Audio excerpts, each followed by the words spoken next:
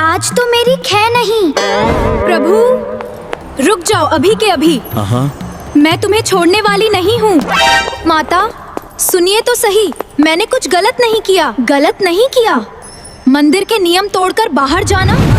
गजब हो गया, गजब हो गया। भगवान जगन्नाथ अचानक मंदिर से भाग गए और पीछे पीछे माता लक्ष्मी हाथ में छड़ी लेकर दौड़ पड़ी। लेकिन सवाल ये है, आखिर भगवान क्यों भागे और लक्ष्मी जी उस छड़ी को लेकर इतनी जल्दी में उनके पीछे क्यों जा रही थी? जानने के लिए सुनिए ये पूरी कथा। उस दिन जो हुआ उसे सुनकर आज भी पुरी के बुजुर्ग लोग चुप हो जाते हैं, क्योंकि वो सिर्फ एक घटना नहीं थी, वो एक ऐसी परीक्षा थी जिसमें एक गरीब भक्त की नहीं बल्कि पूरे धाम की भक्ति तौली जाने वाली थी। कहते हैं उस दिन भगवान जगन्नाथ ने किसी से कुछ कहा नहीं, लेकिन जो किया उसने हर किसी को अंदर से हिला दिया। और इस पूरी लीला के बीच में थी स्वयं माता लक्ष्मी, जो ये तय करने वाली थी कि भगवान तक पहुँचने का रास्ता नियमों से बनेगा या दिल से। पुरी के किनारे एक छोटा सा गाँव था, समुद्र की नमकीन हवा से भरा हुआ, जहाँ मिट्टी के घर थे और लोगों के पास बहुत कुछ नहीं था, लेकिन भगवान का नाम था। उसी गांव में रहता था एक युवक,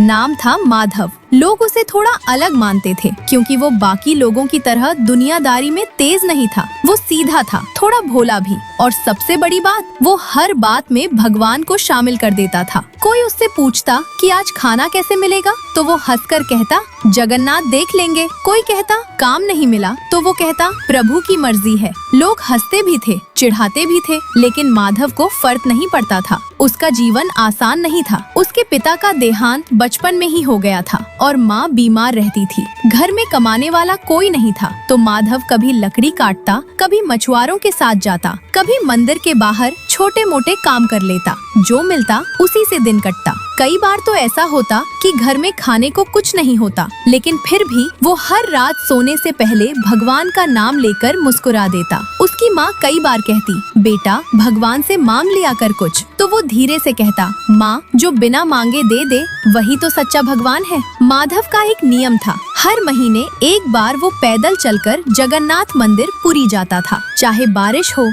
धूप हो, भूख हो या थकान, वो जाता जरूर था। उसके पास चढ़ाने के लिए कभी कुछ खास नहीं होता था, बस घर का थोड़ा सा चावल, कभी गुड़, कभी सूखी रोटी, लेकिन वो उसे ऐसे लेकर जाता जैसे कोई राजा अपने खजाने के साथ जा रहा हो। एक दिन की बात है, उसकी माँ बहुत ज्यादा बीमार पड़ गई। कई दिनों से घर में खाना भी ठीक से नहीं बना था। माधव ने इधर उधर काम ढूंढा, लेकिन कुछ खास नहीं मिला। शाम को जब वो घर लौटा तो उसकी माँ बहुत कमजोर लग रही थी। उसने धीरे से पूछा माँ कुछ खाया आपने? माँ ने मुस्कुराकर कहा तू खा ले बेटा, मुझे भूख नहीं है। लेकिन माधव समझ गया कि घर में कुछ नहीं है। उस रात वो बहुत देर तक सो नहीं पाया। बाहर समुद्र की आवाज आ रही थी, अंदर माँ की धीमी खांसी। उसने आंखें बंद की और धीरे से कहा प्रभु मैं हमेशा कहता हूँ कि आप सब देख रहे हो, तो आज भी देख रहे हो ना? उसके शब्दों में शिकायत नहीं थी, लेकिन एक दर्द था, एक सच्चाई थी। अगली सुबह उसने एक फैसला लिया। उसने सोचा कि वो मंदिर जाएगा, लेकिन इस बार उसके पास चढ़ाने के लिए कुछ भी नहीं था। उसने घर के कोने में देखा तो एक पुरानी मटकी में थोड़े से चावल के टूटे हुए दाने पड़े थे। उसने उन्हें इकट्ठा किया, एक कपड़े में बांधा और माँ के पास जाकर बोला मैं मंदिर जा रहा हूँ। माँ ने उसे देखा और कहा खाली हाथ मत जाना। माधव ने मुस्कुराकर कहा खाली नहीं हूँ माँ, दिल तो है। वो चल पड़ा। रास्ता लंबा था, धूप तेज थी, पेट खाली था, लेकिन उसके कदम रुके नहीं। बीच बीच में वो भगवान का नाम लेता, कभी गुनगुनाता, कभी खुद से बातें करता। रास्ते में एक जगह कुछ बच्चे खेल रहे थे। उन्होंने माधव को देखा और चिढ़ाते हुए बोले अरे देखो फिर चला भगवान से मिलने, क्या देगा इस बार? हवा? माधव हंस पड़ा और बोला अगर दिल से दूंगा ना तो हवा भी प्रसाद बन जाएगी। बच्चे हंसने लगे, लेकिन माधव के चेहरे पर एक अजीब सी शांति थी। कई घंटों के बाद वो पुरी पहुंचा। मंदिर के बाहर हमेशा की तरह भीड़ थी, लेकिन आज कुछ अलग था। द्वार पर ज्यादा सख्ती थी। सेवक हर किसी को ध्यान से देख रहे थे। माधव धीरे धीरे लाइन में खड़ा हो गया। उसके कपड़े धूल से भरे थे, पैर थके हुए थे और हाथ में छोटा सा कपड़ा बंधा हुआ था जिसमें उसका प्रसाद था। जब उसकी बारी आई तो एक सेवक ने उसे रोका। उसने ऊपर से नीचे तक देखा और कहा कहाँ से आया है? माधव ने हाथ जोड़कर कहा गांव से दर्शन करने। सेवक ने भौहें सिकोड़ ली। ये हालत में नियम पता है? माधव थोड़ा घबरा गया, लेकिन बोला, मैं हर महीने आता हूँ, बस प्रभु को ये अर्पण करना है। सेवक ने उसके हाथ का कपड़ा देखा और हंसते हुए बोला, ये क्या है? इसे प्रसाद कहते हैं। पास खड़े दूसरे सेवक भी मुस्कुराने लगे। माधव ने धीरे से कहा, मेरे लिए तो यही है। लेकिन उसकी बात पूरी भी नहीं हुई थी कि उसे हल्का सा धक्का देकर किनारे कर दिया गया। बाहर रहो, अंदर जाने का नियम है। माधव कुछ पल के लिए वहीं खड़ा रह गया। उसकी आंखों में नमी आ गई, लेकिन उसने कुछ कहा नहीं। वो धीरे से सीढ़ियों के पास जाकर बैठ गया। आसपास लोग आ जा रहे थे, कोई उसे देख भी नहीं रहा था। उसने अपने हाथ का कपड़ा खोला, उसमें पड़े टूटे हुए चावल के दाने देखे और फिर मंदिर की ओर देखा। उसने आंखें बंद की और धीरे से कहा, प्रभु, मैं अंदर नहीं आ पाया, लेकिन आप तो बाहर भी आ सकते हो ना। उसकी आवाज बहुत धीमी थी, लेकिन उसमें इतना विश्वास था कि जैसे वो किसी सामने खड़े व्यक्ति से बात कर रहा हो। उसने अपना प्रसाद सामने रखा और वहीं बैठ गया। उधर मंदिर के भीतर उस समय कुछ और ही चल रहा था। माता लक्ष्मी स्वयं भोग की व्यवस्था देख रही थी। पिछले कुछ दिनों से उन्होंने सख्ती बढ़ा दी थी, क्योंकि उन्हें लग रहा था कि भक्ति में दिखावा बढ़ता जा रहा है। आज का भोग बहुत भव्य था, हर नियम का पालन किया गया था। सेवक गर्व से कह रहे थे कि आज सब कुछ पूर्ण है। लेकिन जैसे ही भोग भगवान के सामने रखा गया, कुछ अजीब हुआ। समय जैसे ठहर गया, कोई प्रतिक्रिया नहीं। सेवकों ने एक दूसरे को देखा, फिर दोबारा प्रयास किया गया, फिर भी कुछ नहीं। धीरे धीरे घबराहट फैलने लगी। माता लक्ष्मी ने ये देखा तो उनके मन में एक हल्का सा संदेह उठा। उन्होंने ध्यान लगाया। उसी क्षण उन्हें एक बहुत हल्की लेकिन सच्ची पुकार सुनाई दी, जैसे कोई बहुत दूर से, बहुत सच्चाई से उन्हें बुला रहा हो। उन्होंने अपनी दृष्टि बाहर की ओर डाली और जो उन्होंने देखा वो उनके मन को हिला देने के लिए काफी था। मंदिर की सीढ़ियों पर बैठा हुआ वही साधारण युवक माधव अपने छोटे से प्रसाद के साथ भगवान को याद कर रहा था। उस क्षण जैसे दो संसार आमने सामने खड़े थे। एक तरफ मंदिर का वैभव, नियम, भव्य भोग और दूसरी तरफ एक गरीब भक्त का सच्चा प्रेम। माता लक्ष्मी के मन में द्वंद्व शुरू हो गया। क्या ये वही कारण है जिसकी वजह से भगवान भोग स्वीकार नहीं कर रहे, या ये केवल एक संयोग है? क्या नियमों को तोड़ देना चाहिए या मर्यादा को बनाए रखना ज्यादा जरूरी है? उधर सीढ़ियों पर बैठा माधव धीरे धीरे कमजोर होता जा रहा था। भूख, थकान और इंतजार, लेकिन वो उठा नहीं। उसने फिर धीरे से कहा, प्रभु, मैं चला जाऊं क्या, या थोड़ी देर और बैठूं? और ये कहते हुए उसके होठों पर हल्की सी मुस्कान आ गई। तभी अचानक मंदिर के भीतर एक हल्का सा कंपन हुआ और उसी क्षण भगवान के चेहरे की ओर सबकी नजर गई। लेकिन इस बार जो होने वाला था वो पहले कभी नहीं हुआ था। और ठीक उसी पल माता लक्ष्मी एक कदम आगे बढ़ी और पूरे धाम की सांसें जैसे थम गईं। अब अगला निर्णय क्या होगा, यही तय करने वाला था कि भगवान किसके साथ खड़े हैं, नियमों के या एक गरीब भक्त के प्रेम। अंदर खड़े सभी सेवक एकदम शांत हो गए। किसी की हिम्मत नहीं हुई कुछ पूछने की। उनकी आंखों में सवाल थे, लेकिन सामने खड़ी थी स्वयं माता लक्ष्मी, जिनके चेहरे पर इस समय केवल एक गहरी सोच और हल्का सा द्वंद दिखाई दे रहा था। उधर भगवान जगन्नाथ अब भी वैसे ही विराजमान थे, लेकिन उनके शांत चेहरे के पीछे जैसे कोई गहरी लीला चल रही थी, जिसे अभी कोई समझ नहीं पा रहा था। माता लक्ष्मी ने धीरे से अपनी दृष्टि फिर से बाहर की ओर डाली। सीढ़ियों पर बैठा माधव अब भी वहीं था, लेकिन उसकी हालत पहले से और कमजोर हो गई थी। उसके होंठ सूख चुके थे, आंखें भारी हो रही थी, लेकिन उसके चेहरे पर एक अजीब सी संतोष भरी शांति थी, जैसे वो किसी का इंतजार कर रहा हो, किसी ऐसे का जिस पर उसे पूरा भरोसा हो। माता लक्ष्मी के मन में विचारों का तूफान उठने लगा। क्या सच में भगवान का मन उस साधारण प्रसाद की ओर जा रहा है? क्या ये संभव है कि इतने नियम, इतनी शुद्धता, इतना वैभव, सब कुछ होते हुए भी भगवान किसी बाहर बैठे व्यक्ति के प्रेम को अधिक महत्व दें? उन्होंने स्वयं से प्रश्न किया, लेकिन उत्तर तुरंत नहीं मिला। उधर मंदिर के भीतर बेचैनी बढ़ती जा रही थी। मुख्य सेवक ने धीरे से कहा, माता, हमने सभी नियमों का पालन किया है, भोग शुद्ध है, समय भी सही है, फिर भी प्रभु स्वीकार नहीं कर रहे। ये हमारे लिए बहुत बड़ा अपशकुन हो सकता है। उसकी आवाज में डर साफ झलक रहा था। माता लक्ष्मी ने उस उसकी ओर देखा लेकिन कुछ कहा नहीं। उनके मन में अब केवल एक ही दृश्य बार बार आ रहा था, माधव का चेहरा, उसकी थकी हुई आँखें और उसका वो छोटा सा प्रसाद। अचानक उन्होंने एक निर्णय लिया। उन्होंने एक सेवक को इशारा किया और धीरे से कहा, बाहर जाओ और उस युवक को यहाँ ले आओ। ये सुनते ही सेवक थोड़ा चौंक गया। उसने हिचकिचाते हुए पूछा, माता वो तो नियमों के अनुसार। लेकिन उसकी बात पूरी भी नहीं हुई थी कि माता लक्ष्मी की एक कठोर दृष्टि उस पर पड़ी और वो तुरंत सिर झुकाकर बाहर चला गया। सीढ़ियों पर बैठा माधव अब धीरे धीरे अपने आप से बातें कर रहा था। लगता है आज दर्शन नहीं होंगे, कोई बात नहीं, शायद प्रभु व्यस्त होंगे। वो हल्की सी हंसी के साथ खुद को समझा रहा था। तभी उसके सामने वही सेवक आकर खड़ा हो गया जिसने उसे पहले रोका था। माधव ने उसे देखा और थोड़ा घबरा गया। उसने सोचा शायद उसे यहाँ से भी हटाया जाएगा, लेकिन सेवक ने इस बार अलग स्वर में कहा, चलो तुम्हें अंदर बुलाया गया है। माधव कुछ पल के लिए समझ ही नहीं पाया। मुझे अंदर? उसकी आंखें फैल गईं। उसने धीरे से पूछा, किसने बुलाया? सेवक ने संक्षेप में कहा, माता लक्ष्मी ने। ये सुनते ही माधव के हाथ कांपने लगे। उसका दिल तेजी से धड़कने लगा। उसने अपने छोटे से प्रसाद को कसकर पकड़ा और धीरे धीरे उठ खड़ा हुआ। उसके पैर अब भी थके हुए थे, लेकिन अंदर जाने की बात सुनकर उनमें एक नई ऊर्जा आ गई।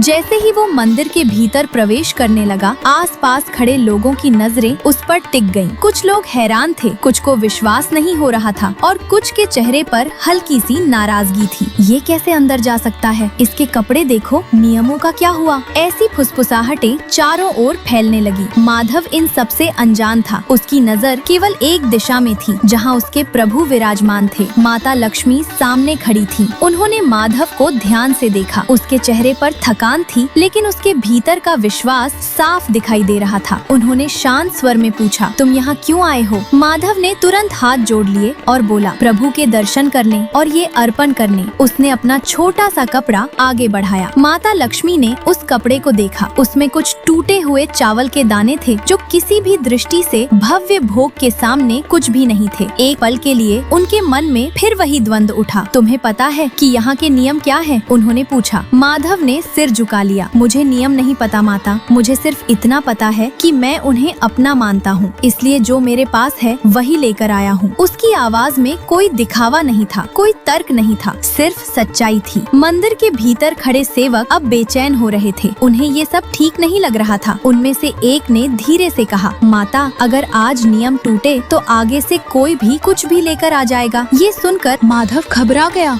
उसने तुरंत पीछे हटना चाहा। उसके हाथ कांपने लगे और उसका छोटा सा कपड़ा जमीन पर गिर गया। उसमें से चावल के दाने बिखर गए। पूरा वातावरण एक पल के लिए जम गया। व्यापारी हंसने लगे। देखो इसका प्रसाद यही चढ़ाएगा भगवान को। उनकी हंसी पूरे मंदिर में गूंज गई। माधव की आंखों में आंसू आ गए।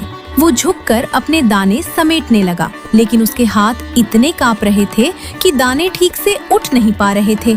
उसकी आवाज भर्रा गई। मैं ले जाता हूँ, शायद मैं योग्य नहीं हूँ। उसने पीछे मुड़कर देखा, एक आखिरी बार अपने प्रभु की ओर। माता लक्ष्मी ये सब देख रही थीं। उनके भीतर का द्वंद्व अब अपने चरम पर था। एक तरफ नियम, व्यवस्था, समाज और दूसरी तरफ एक टूटता हुआ भक्त। और तभी अचानक मंदिर के भीतर रखी हुई बड़ी थाली, जिसमें भव्य भोग सजा था, अपने आप हल्की सी हिल गई। सबकी नजर उस ओर गई। फिर एक और झटका और इस बार भोग की पूरी थाली धीरे धीरे आगे सरकने लगी, जैसे कोई उसे खींच रहा हो, लेकिन वहाँ कोई नहीं था। सेवक डर गए। किसी ने आगे बढ़ने की हिम्मत नहीं की। थाली रुककर ठीक वहीं आकर ठहर गई, जहाँ जमीन पर माधव के बिखरे हुए चावल पड़े थे। पूरा मंदिर सन्न रह गया। माधव ने कांपते हुए उस दृश्य को देखा। उसकी सांसें तेज हो गईं। उसकी आंखों से आंसू बहने लगे। माता लक्ष्मी के होंठ हल्के से खुले, जैसे उन्हें अब कुछ समझ आने लगा था। लेकिन तभी वही व्यापारी गुस्से में आगे बढ़ा और जोर से बोला, ये सब नाटक है, कोई चाल है ये, भगवान ऐसा नहीं करते। उसने गुस्से में आकर अपने पैर से उन बिखरे हुए चावलों को हटाने के लिए कदम उठाया और जैसे ही उसका पैर उन दानों के पास पहुंचा, अचानक उसके शरीर में एक तेज झटका लगा। उसका चेहरा डर से सफेद पड़ गया। और वो वही ठिठक कर खड़ा रह गया, जैसे उसका शरीर अब उसके नियंत्रण में नहीं था। पूरे मंदिर में एक सिहरन दौड़ गई। माधव स्तब्ध खड़ा था। माता लक्ष्मी की आंखें अब पूरी तरह बदल चुकी थीं और भगवान की मूर्ति के होठों पर जैसे एक हल्की सी मुस्कान उभर आई थी। मंदिर के गर्भगृह में अचानक एक गहरी कंपन से भरी ध्वनि गूंज उठी, ऐसी ध्वनि जो कानों से कम और सीधे हृदय में उतर रही थी। कोई स्पष्ट शब्द नहीं थे, फिर भी हर व्यक्ति को ऐसा लगा जैसे उसे भीतर से कोई पुकार रहा हो। पूरा वातावरण थरथरा उठा। अभी कुछ ही क्षण पहले तक जो व्यापारी अपने वैभव और नियमों पर गर्व कर रहा था, उसका शरीर अब जैसे जड़ हो गया था। उसकी आंखें फैल गई थीं और चेहरे पर डर साफ झलक रहा था। वहीं दूसरी ओर माधव जमीन पर घुटनों के बल बैठ गया। उसकी सांसें तेज थीं, लेकिन आंखों में डर नहीं, वहाँ केवल भक्ति थी, विस्मय था। उसके होठ कांपते हुए बोल उठे, प्रभु आप। शब्द पूरे नहीं हुए, लेकिन उसके आंसू उसकी पूरी भावना कह रहे थे। तभी भगवान जगन्नाथ की मूर्ति के सामने रखी भव्य भोग की थाली हल्की सी हिली। सबकी नजरें उसी पर टिक गईं। धीरे धीरे वो थाली झुकने लगी, जैसे कोई अदृश्य शक्ति उसे स्पर्श कर रही हो, और फिर उसमें से कुछ अन्न के दाने नीचे गिरने लगे। वे दाने सीधे जाकर उन टूटे हुए चावलों के पास गिरे, जिन्हें माधव अभी समेट भी नहीं पाया था। ये दृश्य देखकर पूरा मंदिर स्तब्ध रह गया। किसी की सांस तक रुक गई थी। माता लक्ष्मी ये सब देख रही थी। अब उनके चेहरे पर कोई द्वंद नहीं था, केवल एक गहरी करुणा भरी मुस्कान थी। उन्होंने धीरे धीरे आगे बढ़कर माधव के पास आकर खड़ी हो गईं। उनके आने से वातावरण और भी शांत हो गया। उन्होंने झुककर उन बिखरे हुए चावलों को अपने हाथों में उठाया और फिर उन्हें अपने मस्तक से लगाया। ये दृश्य देखकर हर कोई भीतर तक हिल गया। जो सेवक कुछ देर पहले माधव को रोक रहे थे, उनकी आंखें झुक गईं। जिन लोगों ने उसका मजाक उड़ाया था, वे शर्म से भर गए, और वो व्यापारी जिसकी बातें अभी तक नियमों और प्रतिष्ठा के इर्द गिर्द घूम रही थी, उसकी आंखों से अब आंसू बह रहे थे। उसका शरीर धीरे धीरे सामान्य हो रहा था, लेकिन उसका अहंकार उसी क्षण टूट चुका था। माता लक्ष्मी ने माधव की ओर देखा और कोमल स्वर में कहा, तुम्हारा ये अर्पण आज पूरे धाम का सबसे बड़ा भोग बन गया है। माधव ने सिर झुका लिया। माता, मैं तो बस जो था वही लाया। माता लक्ष्मी मुस्कुराई, और वही सबसे शुद्ध था, क्योंकि उसमें कोई दिखावा नहीं था, कोई अभिमान नहीं था, केवल प्रेम था। इतना कहकर उन्होंने उन चावलों को उठाकर भगवान के चरणों में अर्पित कर दिया। जैसे ही वो अर्पण भगवान के चरणों को छुआ, पूरे मंदिर में एक दिव्य सुगंध फैल गई। घंटियां अपने आप बजने लगी। उस क्षण हर व्यक्ति ने महसूस किया कि भगवान ने वो भोग स्वीकार कर लिया है। एक गहरी शांति पूरे वातावरण में फैल गई। माधव अब भी वहीं बैठा था। उसकी आंखों से आंसू बह रहे थे। उसने धीरे से सिर उठाकर भगवान की ओर देखा, और उसे ऐसा लगा जैसे भगवान उसी की ओर देख रहे हों, जैसे मुस्कुरा रहे हों, जैसे कह रहे हों, मैं हमेशा से यही था। माता लक्ष्मी ये दृश्य देख रही थी। उनके मन में एक गहरी अनुभूति जाग उठी। उन्होंने समझ लिया था कि भगवान तक पहुँचने का रास्ता केवल नियमों से नहीं, प्रेम से बनता है। नियम जरूरी है, लेकिन जब वे प्रेम को रोकने लगे तो वे बंधन बन जाते हैं। उन्होंने सेवकों की ओर देकर शांत स्वर में कहा, आज से याद रखना, इस धाम में सबसे बड़ा नियम है सच्ची भक्ति। सेवकों ने सिर झुका लिया। उनकी आंखों में पश्चाताप था। तभी वो व्यापारी जो अभी तक गर्व में था, धीरे धीरे आगे बढ़ा। वो माधव के सामने आकर उसके चरणों में गिर पड़ा। मुझे माफ कर दो, मैंने तुम्हें नहीं पहचाना। माधव घबरा गया। ऐसा मत कीजिए, मैं कोई बड़ा नहीं हूँ। व्यापारी ने कहा, आज समझ आया बड़ा कौन होता है। माता लक्ष्मी ये सब देखकर संतोष से भर उठी। फिर उन्होंने माधव से पूछा, तुम क्या चाहते हो, कोई वरदान? माधव कुछ पल चुप रहा। उसने आंखें बंद की और फिर धीरे से बोला, माता, मेरी माँ को ठीक कर दीजिए, और बस इतना कि मेरा विश्वास कभी कमजोर न पड़े। उसकी ये सरल इच्छा सुनकर सबकी आंखें नम हो गईं। माता लक्ष्मी ने उसके सिर पर हाथ रखा। तुम्हारी माँ ठीक होगी, और तुम्हारा विश्वास अब पूरे जग के लिए उदाहरण बनेगा। उसी क्षण जैसे माधव के भीतर नई ऊर्जा भर गई। उसकी थकान गायब हो गई। जब वो मंदिर से बाहर निकला तो वही सीढ़ियाँ अब उसे अलग लग रही थीं। जहाँ उसे रोका गया था, वही जगह अब उसकी सबसे बड़ी परीक्षा और जीत की साक्षी बन चुकी थी। वो तेज कदमों से अपने गांव की ओर दौड़ा। रास्ते में उसे न भूख लगी न थकान। उसके मन में केवल एक ही बात थी, माँ ठीक हो जाएंगी।